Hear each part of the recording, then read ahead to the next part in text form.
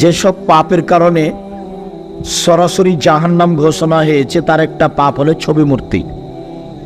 ছবি মূর্তি তৈরি করা, ছবি মূর্তি অঙ্কন করা, ছবি মূর্তি নিয়ে কিছু করা, যেগুলো মহা পাপ।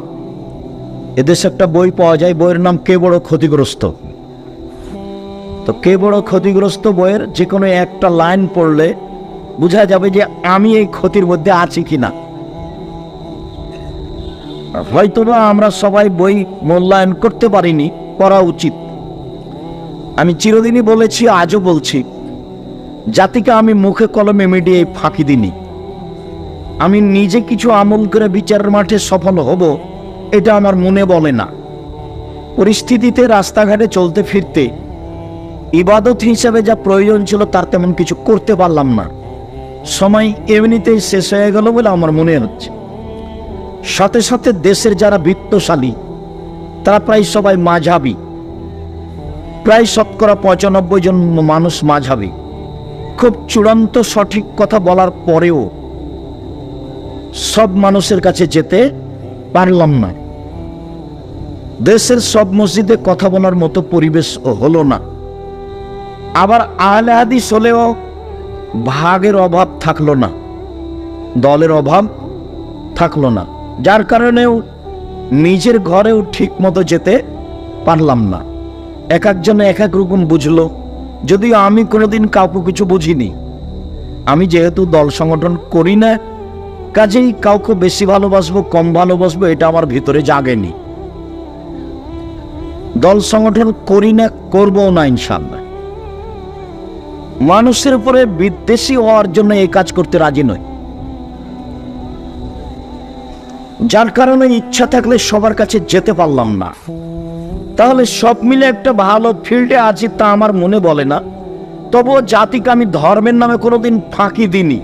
তো আমার মনে হচ্ছে যে আমার কথা শুনে যারা আমল করছে ওখান থেকে যদি আমি কিছু পাই, এই দিয়ে যদি আমি বিচারের মাঠে সফল হতে পারি তাহলে আলহামদুলিল্লাহ। তবে এটা আমার দৃঢ়তা কাজ করে যে আমি এর কিছু ফল পাবো ইনশাআল্লাহ। আমি বলতে কোনোদিন স্বার্থ সাথে রাখিনি, কোনো প্রকার স্বার্থ নিয়ে কথা বলিনি। স্বার্থ যদি আমি নিজের কাছে রেখে থাকি সেটা জামিয়া সালাফি।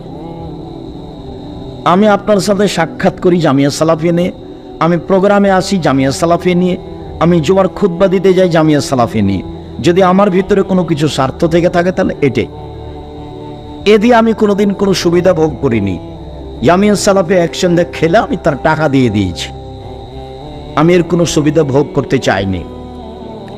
যেসব পাপের কারণে সরাসরি মানুষ জাহান্নামে যাবে তার একটি বড় পাপ হলো ছবি মূর্তি তৈরি করা, অঙ্কন করা, ছবি মূর্তি ভালোবাসা। মহান আল্লাহ বলেন, ইন্নাল্লাযীনা ইউযুনাল্লাহ ওয়া রাসূলাহু, যারা ছবি মূর্তি তৈরি করে আল্লাহ রাসূলকে কষ্ট দেয়। আল্লাহকে কষ্ট দেয় কিভাবে? ছবি মূর্তি হচ্ছে শিরকের উৎস। সরস্বতী, ভগবতী, কালী, দুর্গা এরা পৃথিবীর কোন বড় মানুষ যাদের নামে পরবর্তীতে মূর্তি তৈরি করা হয়েছে।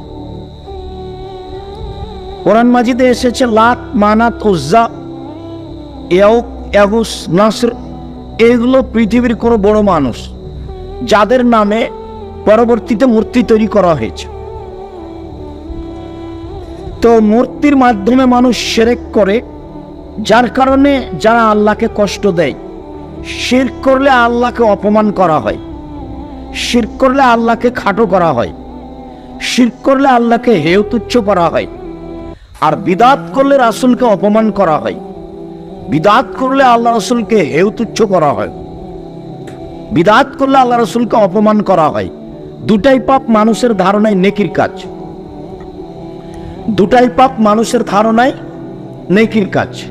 শিরক করে মানুষ নেকি মনে করে, বিদআত করে মানুষ নেকি মনে করে। তো যেটা মানুষ নেকি মনে করে সেটার জন্য কি মানুষ তওবা করবে? পাপ মনে করলে নাই তওবা করতে, তো ভালো মনে করে এই তো করছে। যারা বলছে যে আল্লাহ বলছেন কোরআন মাজিদে লেখা আছে মিলাদ করতে হবে, মিলাদ রাসূলের জন্মদিবস পালন করতে হবে, কোরআনের আয়াত দিয়ে বলছে, তারা যে বেদাত করছে এর জন্য কি তারা তওবা করবে? একবারে প্রস্তুতি নিয়ে ভালোভাবে গাড়ি ট্রাক বাস নিয়ে মাথায় টুপি দিয়ে সুন্দর করে লাল পালন করছে। তো আমি এভাবে চাইনি, আমি এভাবে চেয়েছি।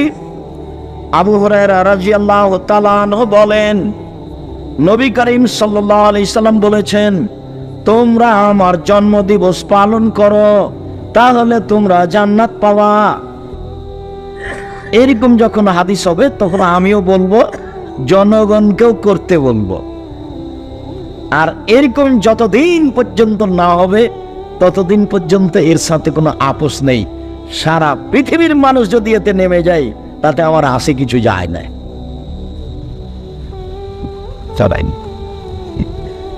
এরকম ছাড়া প্রশ্নই আসে না। মাওলানা তো বহু দূরের কথা, বুজুর্গানের দিন তো বহু দূরের কথা। যদি উমর রাদিয়াল্লাহু তাআলা আনহু বলেন যে মিলাদ করতে হবে, তবুও হবে না। উমর মানে উমর মানুষটাই ভিন্ন রাদিয়াল্লাহু তাআলা। আল্লাহ রাসূল বলছেন, উমর তুমি যে রাস্তা দিয়ে হাঁটো ওই রাস্তা দিয়ে শয়তান হাঁটে না। আল্লাহ রাসূল বলছেন যে, উমর আমি রাতে স্বপ্নে জান্নাত দেখলাম, তো জান্নাতে ঘুরতে ঘুরতে দেখলাম একটা ঘর, এত সুন্দর প্রাসাদ, একবারে ঝকঝকে আজ মনে হলো ভিতর যে কত সুন্দর। তো পাশে একজন বৃদ্ধা মহিলা বসে আছে, পানি নিয়ে অজু করছে। আমি বললাম, এই বৃদ্ধা মহিলা বলো তো এই ঘরটা কার? তো মহিলা বললো, এই ঘরটা উমারের। যেমন উমার বলা তেমনি আমার অন্তরটা একটু চমকে উঠে বলল, না, এত বড় মানুষের ঘরে ঢোকা হবে না। উমার, তোমার আত্মমর্যাদাকে হিসাব করে আমি তোমার ঘরে ঢোকিনি, এত বড় মানুষের ঘরে কেমনে ঢোকি? তোমার আত্মমর্যাদাকে হিসাব করে তোমার ঘরে ঢোকেনি। বুখারী মুসলিম। তখন উমর রাদিয়াল্লাহু তাআলা বলছেন, আল্লাহর নবী আপনি আমার আত্মমর্যাদাকে হিসাব করেন। এই দিয়ে উমর রাদিয়াল্লাহু তাআলা কাঁদতে লাগলেন। আমি আবার কি, আমার আত্মমর্যাদা আপনাকে হিসাব করতে হবে? ইনি হলেন উমর। উমর রাদিয়াল্লাহু তাআলা আনহু যদি বলেন মিলাদের কথা, তবুও হবে না। বুজুর্গানের দিন তো বহু দূরের কথা, পীর সাহেব তো বহু দূরের কথা, মাযহাব তো বহু দূরের কথা। আল্লাহ তাআলা বলেন, নিশ্চয়ই যারা আল্লাহ এবং রাসূলকে কষ্ট দেয়, লানাহুমুল্লাহ, আল্লাহ তাদের উপরে অভিশাপ করেছেন। আল্লাহ ওয়া আ'আদ্দা লাহুম আযাবাম মুহিনা, আর আল্লাহ তাদের জন্য অপমানজনক শাস্তির ব্যবস্থা করেছে। একটু এই ছেলে, কথা বলছো নাকি? আরো দূরে দূরে দাঁড়িয়ে থাকো, একজন আর একজনের সাথে কথা বলবো না। আর তোমরা কি এ দেখাশোনার মধ্যেকার নাকি? সামনে বসে মোবাইল ধরো, পরে আর ছবি ধরতে পাবা না এখনই। আর তোমরা কি জায়গা নেই? পিছনে দেখো, জায়গা না থাকলে দাঁড়িয়ে থাকো, জায়গা থাকলে দাঁড়িয়ে থাকা হবে না। আল্লাহ রাসূল সাহাবীগণকে বসতে বলতেন কথা বলার সময়। সাহাবীগণকে কি বলতেন? বসতে বলতেন কথা বলার সময়। বসলে একটা শোনার মতো পরিবেশ থাকে। তো কোরআন মাজিদে কোন কোন জায়গাতে আছে কষ্টদায়ক শাস্তি, কোন কোন জায়গাতে আছে অপমানজনক শাস্তি, কোন কোন জায়গাতে আছে বড় শাস্তি। তো একজন অন্যায় করেছে তো 10 জুতা লাগানো হলো, এটা একটা শাস্তি। একজন অন্যায় করেছে তো মাটিতে থুতু ফেলে চেটে নিতে বলা হলো, এটাও একটা শাস্তি। তো এটা হলো অপমান, আর ওটা হলো কষ্ট। ওটা হলো কষ্টদায়ক শাস্তি, হলো অপমানজনক শাস্তি। যেখানে গান বাজনা খেলতামাশা আছে, যেখানে মনটা খুশি হয়, যেখানে চোখ জুড়িয়ে যায়, মোবাইলে বেটি ছেলেকে ল্যাংটা দেখলে চোখ জুড়িয়ে যায়, গান শুনলে ভালো লাগে, মেয়ে মানুষ নাচে, গান শুনলে ভালো লাগে। তো আল্লাহর নবী বলেছেন যে আমার উম্মতের উপরে ধ্বংস নেমে আসবে 3টে পাপের কারণে। আমার উম্মতের উপরে ধ্বংস নেমে আসবে 3টে পাপের কারণে। এক, যখন সবাই নেশাদার দ্রব্য পান করবে, বিড়ি তামাক জর্দা সিগারেট গুণ খাবে। 2, মেয়েরা যখন নাচবে। তো মোবাইলে মেয়ে নাচলে ভালো লাগে, এটা হলো পৃথিবী ধ্বংসের চিহ্ন, বিপদের চিহ্ন। মেয়েরা যখন নাচবে। 3, গান বাজনা বাদ্যযন্ত্র যখন প্রকাশ পাবে। সব মোবাইলে মেয়ে নাচে, সব মোবাইলে বাজনা বাজে, সব দোকানেই মেয়ে নাচে, প্রায় সব দোকানেই বাজনা বাজে। আল্লাহর নবী বললেন 3টে বিপদ আসবে। তার একটা হলো ভূমিকম্প, তার একটা হলো আকার আকৃতি পরিবর্তন হওয়া। সন্ধ্যায় ছিল মানুষ, সকালে হবে শোর, বানর। আর একটা হলো সমস্যা, 20 টাকা কেজি তরকারি 80 টাকা হবে। সমস্যা, মসজিদে মারামারি লেগে যাবে, মাদ্রাসায় মারামারি লেগে যাও, যেখানে সেখানে সমস্যা নেমে আসবে। 3টা পাপের কারণে। 1,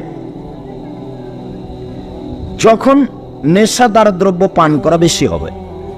2, মেয়েরা যখন নাচবে। 3, গান বাজনা বাদ্যযন্ত্র যখন প্রকাশ পাবে। তো এখন সেটা তো ছবি মূর্তি হলো চোখ জোড়ানো জিনিস, যার কারণে এর শাস্তি হলো অপমানজনক। গান বাজনা হলো চোখ জোড়ানো জিনিস, বাদ্যযন্ত্র হলো চক্ষু ঠান্ডা করা জিনিস, মেয়ে নাচা হলো চক্ষু ঠান্ডা করা জিনিস, অন্তর ঠান্ডা করা জিনিস। যেই জিনিস দিয়ে মন ঠান্ডা হয়, অন্তর ঠান্ডা হয়, চোখ জোড়াই, সেই শাস্তির নাম হলো অপমানজনক। বুঝাতে পারিনি? তাহলে এখন বললেন যারা ছবি মূর্তি তৈরি করে তারা আল্লাহকে কষ্ট দেয়, আল্লাহ ওদের জন্য শাস্তির ব্যবস্থা করেছেন অপমানজনক। এবার হাদিস শুরু হলো। আবু তালহা রাদিয়াল্লাহু তাআলা আনহু বলেন, রাসূল সাল্লাল্লাহু আলাইহি সাল্লাম বলেছেন, লা তাদখুলুল মালায়েকাতু বাইতান ফিহি কালবুন ওয়ালা তাসাবির। যেই ঘরে কুকুর থাকে আর যে ঘরে ছবি মূর্তি থাকে সে ঘরে ফেরেশতা প্রবেশ করে না। হাদিস বুখারী মুসলিম।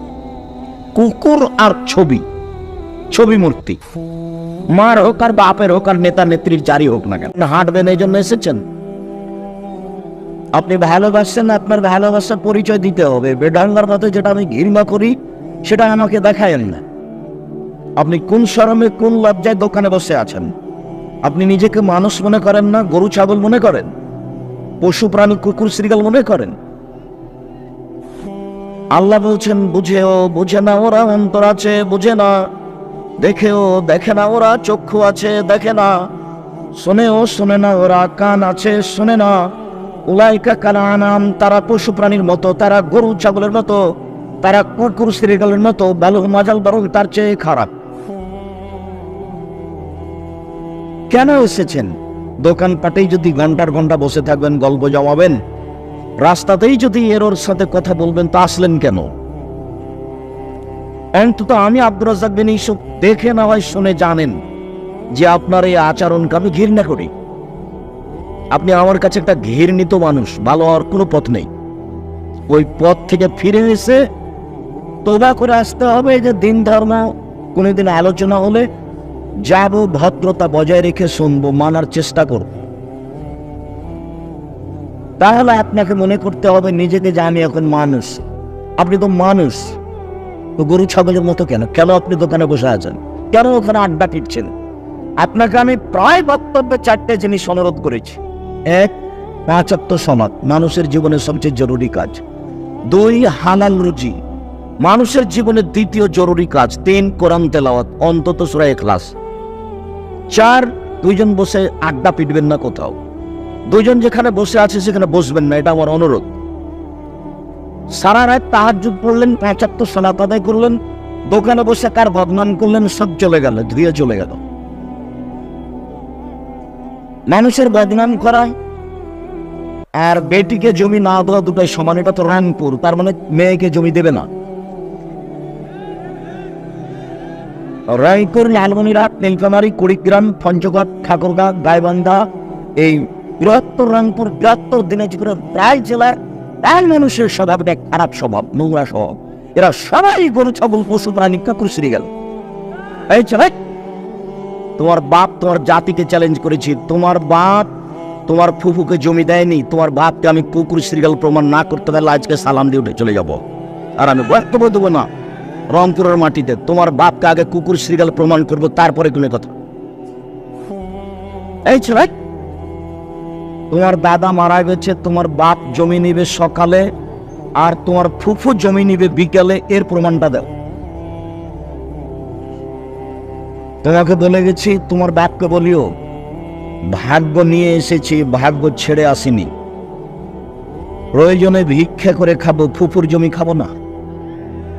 তোমাকে আমি এই কথা শতবার বলেছি। এরপরেও তোমার বাপ এখনো তোমার ফুফুকে জমি দেয়নি। তোমার ফুফু জমি চাইলেই তোমার বাপ বলে তাহলে এ বাড়িতে আর আসিস না। এটা তোমার বাপের চরিত্র, তোমারও চরিত্র তাই হবে।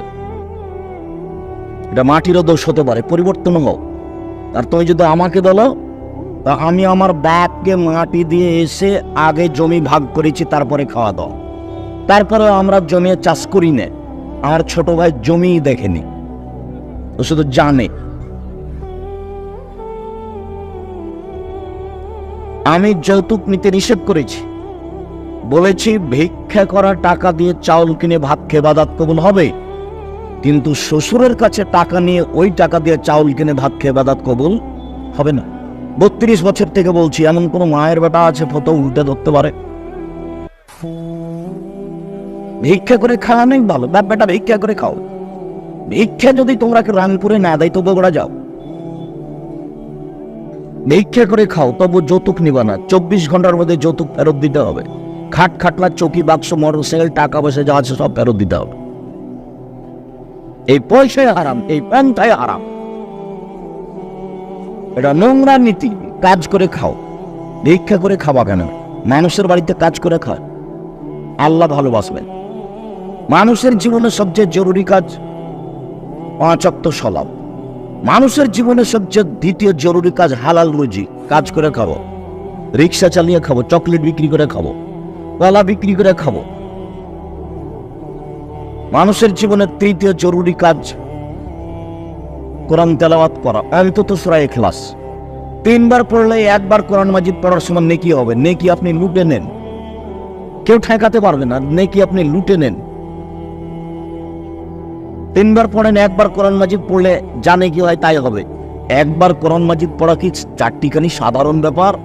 30 প্যারা কোরআন মাজিদের নাম 1 বার পড়া। 1999 জন লোক মাসে 1 বার কোরআন মাজিদ পড়তে পারে না, মাসে 1 বার।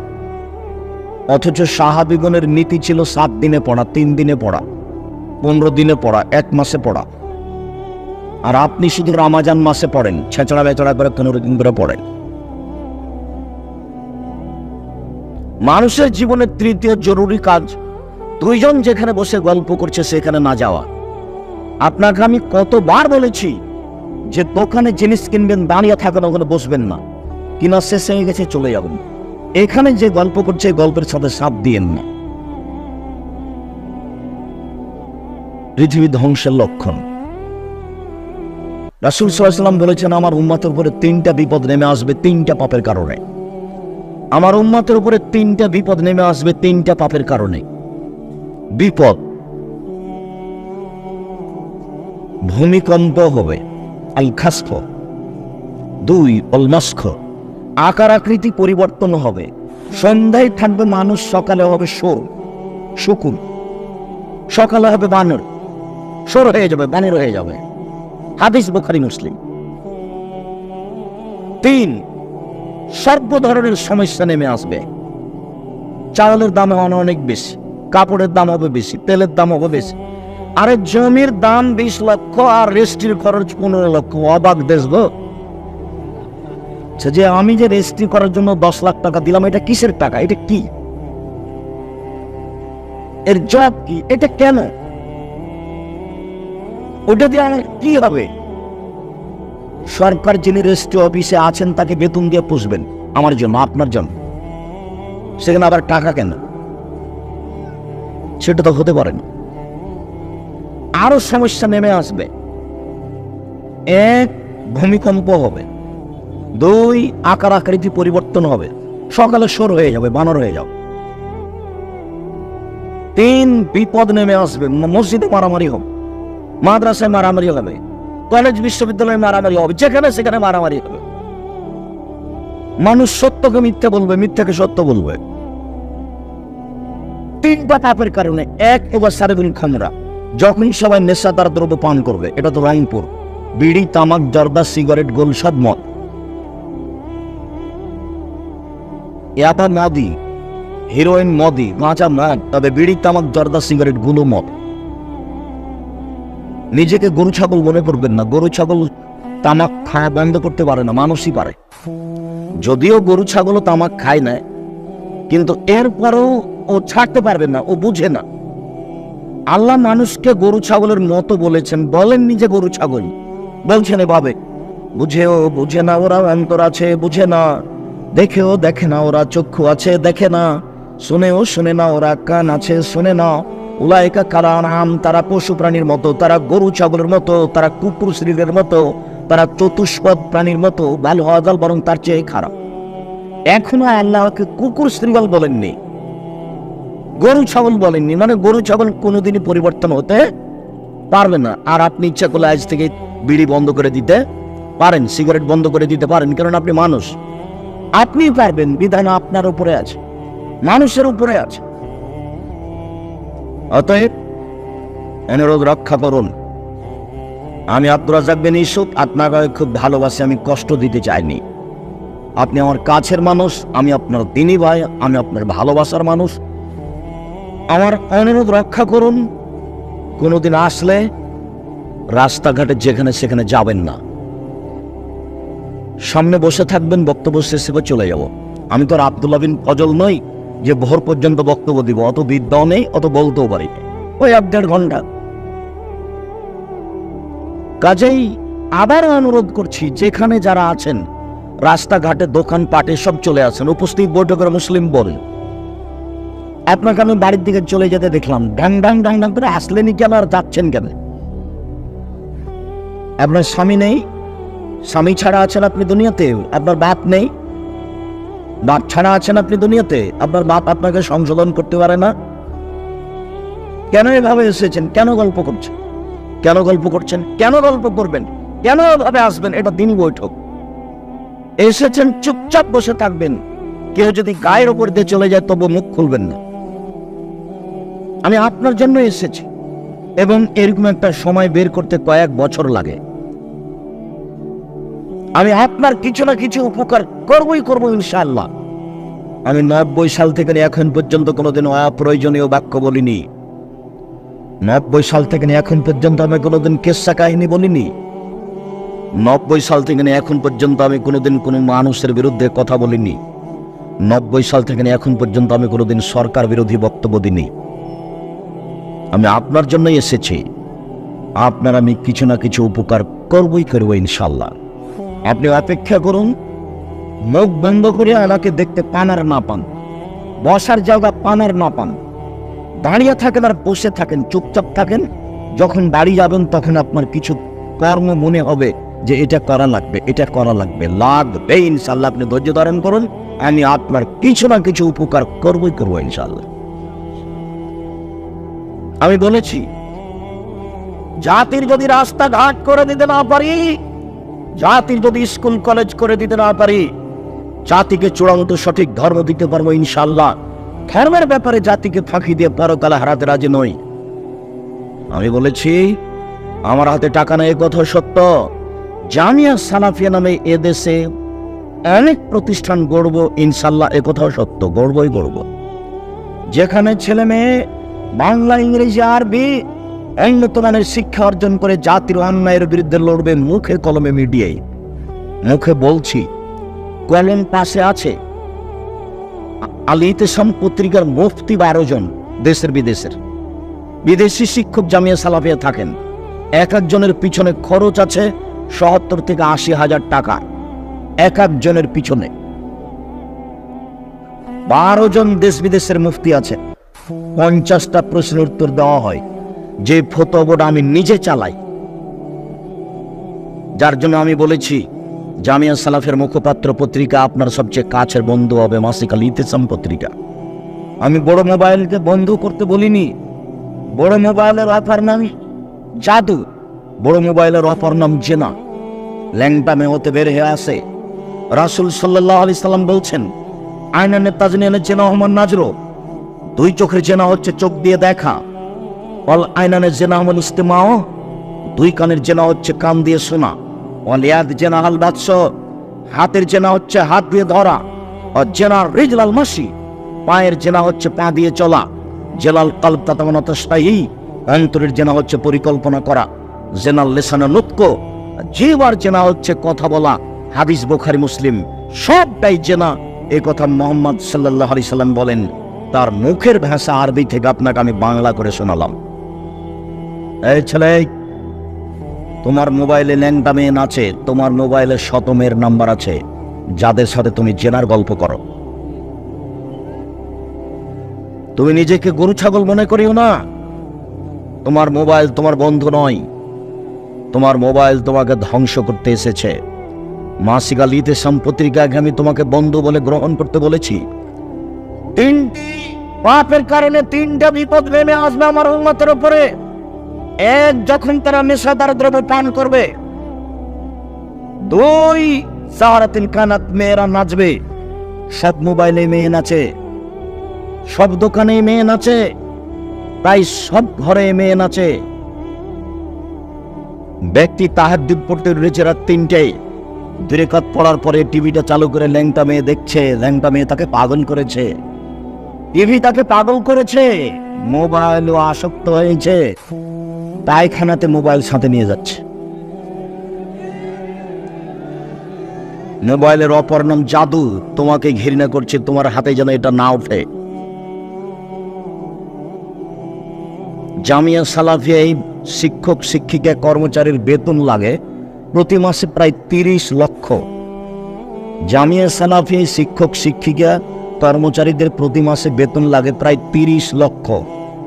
তো আমি তোমার সাথে, জনগণের সাথে, মানুষের সাথে যোগাযোগ করি ওই ছোট মোবাইল দিয়েই।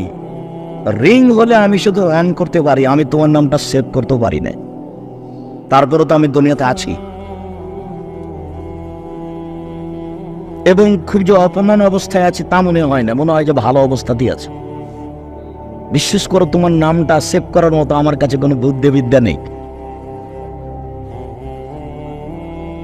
তুমি ভুল করেছ, এ মোবাইল তোমার বন্ধু নয়। আমার উম্মত ধ্বংস হবে 3টি পাপের কারণে। 1, যখন তারা নেশাদার দ্রব্য পান করবে। 2, মেয়েরা যখন নাচবে। 3, যারা বুবিল মাঝে যখন বাদ্যযন্ত্র প্রকাশ পাবে। সব মোবাইলে বাজনা বাজে, প্রায় সব দোকানে বাজনা বাজে, প্রায় সব ঘরে বাজনা বাজে। যেখানে বাজনা বাজে সেখানে ল্যাংটা মেয়ে নাচে। যার কারণেই জমি কিনলাম 15 লাখ টাকা দিয়ে, রেজিস্ট্রি খরচ লাগলো 10 লাখ টাকা। অবাক কথা, আরো বেশি লাগবে, পরিবেশ আরো কঠিন হবে। দিন যত যাবে সমস্যা তত নেমে আসবে। রাসূল সাল্লাল্লাহু আলাইহি সাল্লাম বলেছেন, ইন্না মিন আসরাতি সাব ইরফাল ইলম, কিয়ামতের লক্ষণ বিদ্যা উঠে যাবে। ওয়াকসুরাল জাহাল, মূর্খতা বেড়ে যাবে। ওয়াকসুরা শারবুল খামরে, নেশাদার দ্রব্য পান করা বেশি হয়ে যাবে। ওয়াকসুরা জেনা, জেনা বেশি হয়ে যাবে। ওয়াকিলার রেজাল, পুরুষ কমে যাবে। ওয়াকসুরা নিসা, মহিলা বেশি হয়ে যাবে। হাত্তা ইয়াকুনা লিখামসিনা ইমরাল আইমুল ওয়াহিদ, একজন পুরুষের অধীনে থাকবে 50 জন নারী, মানে 100,000 নারী। এখানে কতগুলো যুবক আছে, তার জেনার সম্পর্ক আছে অন্তত 100 নারীর সাথে। তোমাকে ফিরে আসতে হবে, মরণ চলে আসবে, রক্ষা হবে না। যে জিনিস আসবে সেটা চলে এসেছে। মরণ আসবে মানে চলে এসেছে, কিয়ামত আসবে মানে চলে এসেছে। কবর যত কঠিন, কিয়ামত তার চেয়ে অনেক বেশি কঠিন। কিয়ামত যত কঠিন, জাহান্নাম তার চেয়ে অনেক অনেক বেশি কঠিন। আপনি সাবধান থাকুন। দিনী বৈঠকের মুসলিম বোন, আপনাকে আমি জোরালোভাবে অনুরোধ জানাচ্ছি, আপনি সাবধান থাকুন। জাতির ক্ষতি করে আপনি জান্নাত কেনার চেষ্টা করিয়েন না। 3 শ্রেণীর মানুষ জান্নাতে যাবে না, তার মধ্যে আপনি আছেন। 3 শ্রেণীর মানুষ জান্নাতে যাবে না, তার মধ্যে আপনি আছেন। রাসূল সাল্লাল্লাহু আলাইহি সাল্লাম বলেছেন, 3 শ্রেণীর মানুষ জান্নাতে যাবে না। 1, মুদমিনুল খামর, যারা নিয়মিত বিড়ি, তামাক, জর্দা, সিগারেট, গুল, নেশাদার দ্রব্য খায় পান করে, তারা জান্নাতে যাবে না। দুই ওর রাজালাতু মিনান নিসায়ে, পুরুষের বেশধারী নারী, যারা পুরুষের জুতা স্যান্ডেল পরে, যারা পুরুষের শার্ট প্যান্ট পরে, যারা পুরুষের পোশাক পরে চলে, ওরা জান্নাতে যাবে না। তিন ও দায়ুস আল্লাযী কুররিফা আলাল খাবাসা, যে তার বাড়িতে বেহায়াইর সুযোগ দিয়েছে ও জান্নাতে যাবে না। তিন শ্রেণীর মানুষ জান্নাতে যাবে না। উপস্থিত বৈঠকের মুসলিম বোন, আপনাকে আরেকটু সতর্ক করে আমরা এখানে ফিরে আসছি। রাসূল সাল্লাল্লাহু আলাইহি সাল্লাম বলেন, সিনফানে মিন আহলিন নার, পৃথিবীর মানুষ শুনে রাখো, দুই শ্রেণীর মানুষ জাহান্নামে যাবে, আমি তাদের দেখিনি। পৃথিবীর মানুষ শুনে রাখো, আমি মুহাম্মদ সাল্লাল্লাহু আলাইহি সাল্লাম বলছি, দুই শ্রেণীর মানুষ জাহান্নামে যাবে, আমি তাদের দেখিনি। এক শ্রেণীর মানুষ, ওদের হাতে থাকবে লাঠি, কাজ নাবিল বাকারে গাভীর লেজের মতো, একদিক মোটা একদিক চিকন, এজরিবুনা বিহান নাস, তারা তা দিয়ে মানুষকে মারবে, এরা জাহান্নামে যাবে, এদের আমি দেখিনি।